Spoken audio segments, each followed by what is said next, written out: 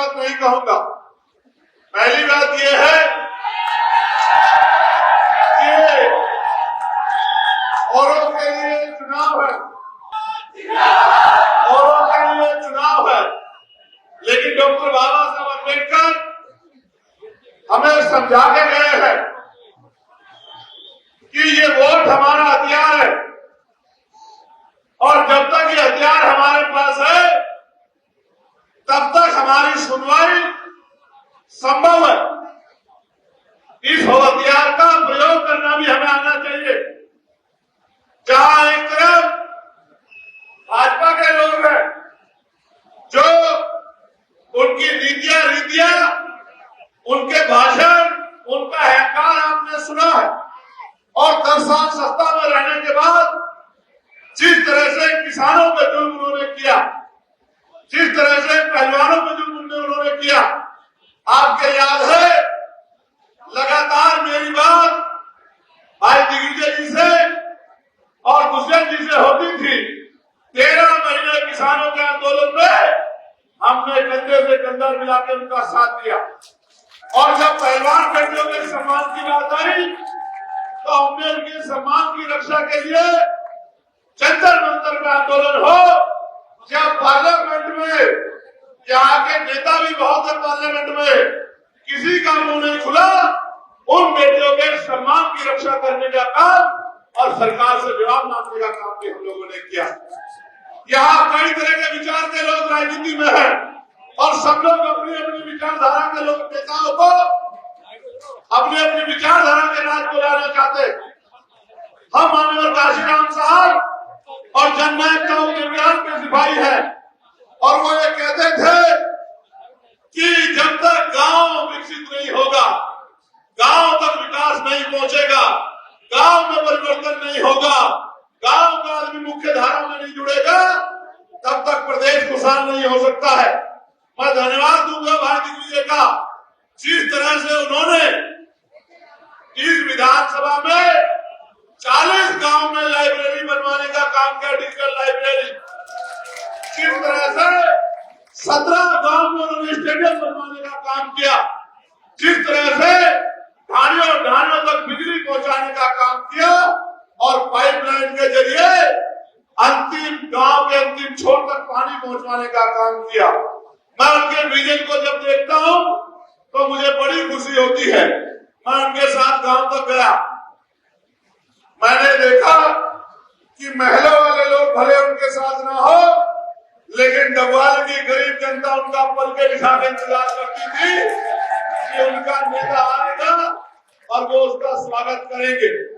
मैं तो इस बहादुर योद्धा को कहना चाहता हूं कि डबवाली आपको नेता ही नहीं, ये आपको अपना भाई परिवार मानती है, और जिस तरह से अहंकार जो है दूसरे दलों का देखने को मिल रहा है, जिनमें कांग्रेस के लोग हैं, ये बड़ी अच्छी बात है। मैं आपसे जानना चाहता हूं, क्या पिछले 10 साल में आपकी आमदनी 4 गुना हुई?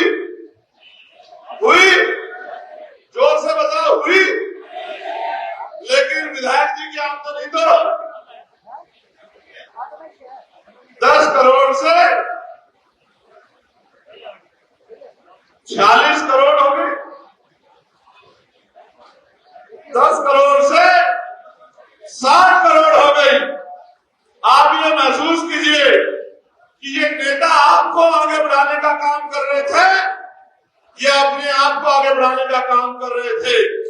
शायद आपके बच्चों के हाथ में अभी तक किताबें भी ना पहुंची हो, लेकिन नेताओं की तिजोरी बड़ी ऊंची हो गई है।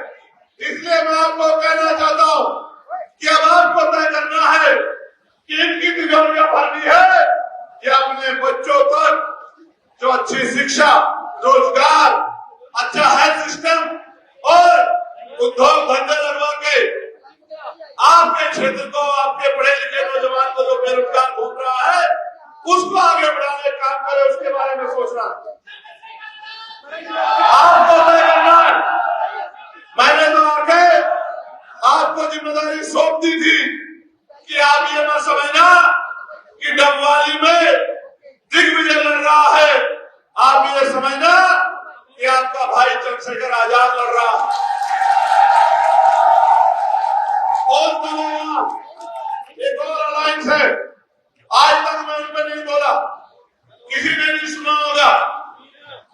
परसों तरसों जिस तरह से उनके नेताओं ने मंच के माध्यम से अब सख्त करके हमारे लोगों का अपमान करने का काम किया, ये भी मेरा समाज भूलने वाला नहीं है।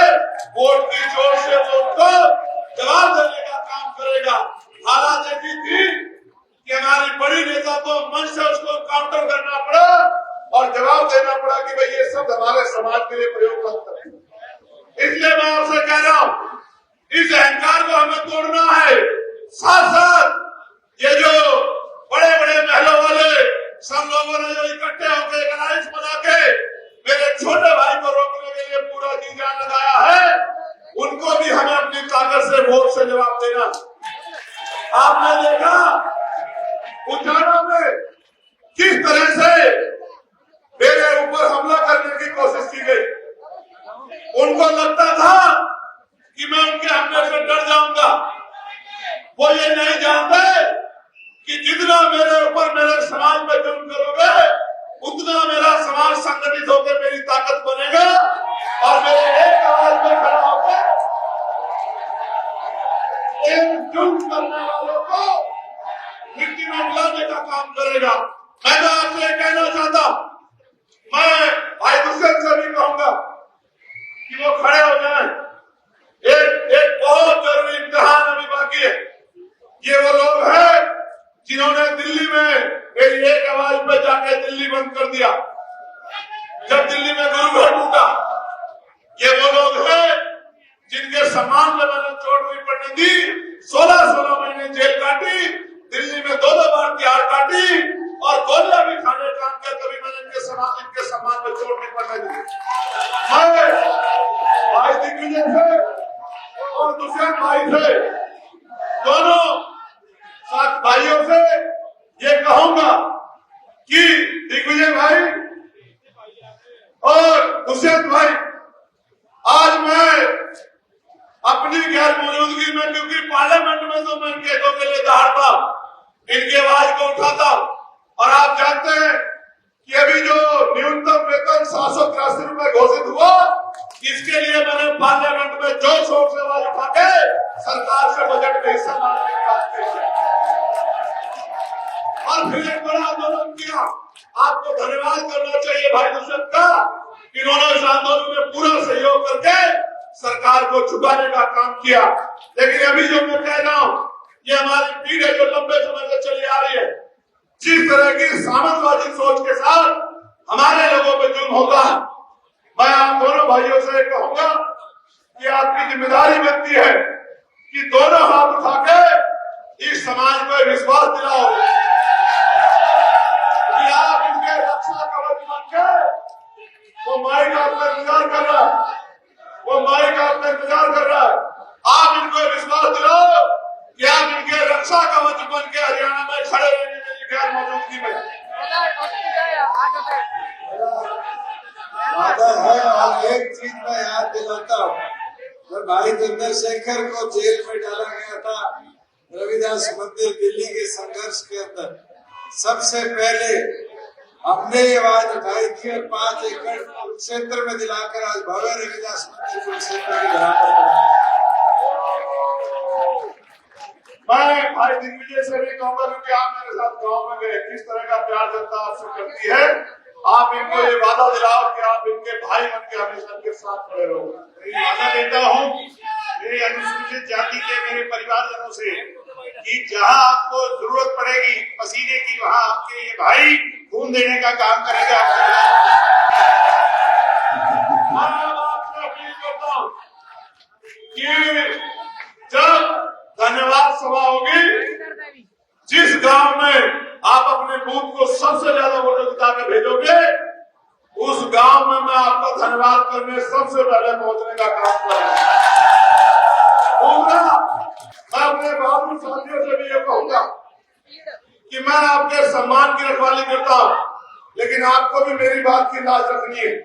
यहाँ से जाने के बाद आपको घर घर जाके किसी की परवाह नहीं करनी, अपने आप घर घर जाके एक एक वोट को दोनों विधानसभाओं में जेजेपी और हमारे जो दूसरे गठबंधन के प्रत्याशी है जिनका निशान है जनता किसान, दोनों दोनों निशानों के लिए आपको तैयार करना है।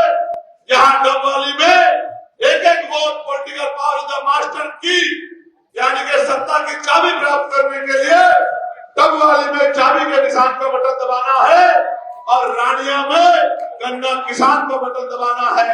क्या मदद करोगे नहीं करोगे बताओ? दोनों हाथ धोके बताओ, मदद करोगे नहीं करोगे? पक्का?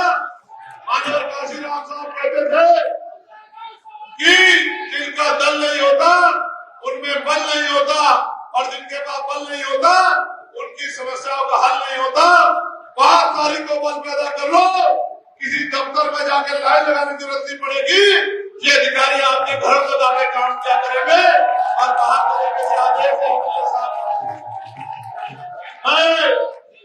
ये बताओ, जब सब लोग मिलकर एक आदमी को घेरने का काम करें तो क्या जनता का ये अधिकार नहीं बैठता, जिम्मेदारी नहीं बैठती कि उसकी रक्षा सुरक्षा करे? क्या बैठती है नहीं बैठती? बताओ, जोर से बताओ, बैठती है नहीं बैठती है? तो भाई मीडिया के हाथ पर बच जाओगे नहीं बच जाओगे? अपना बूथ निकालोगे नहीं निकालोगे? चलो भाई, बहुत बहुत धन्यवाद, बहुत बहुत धन्यवाद। जय भीम।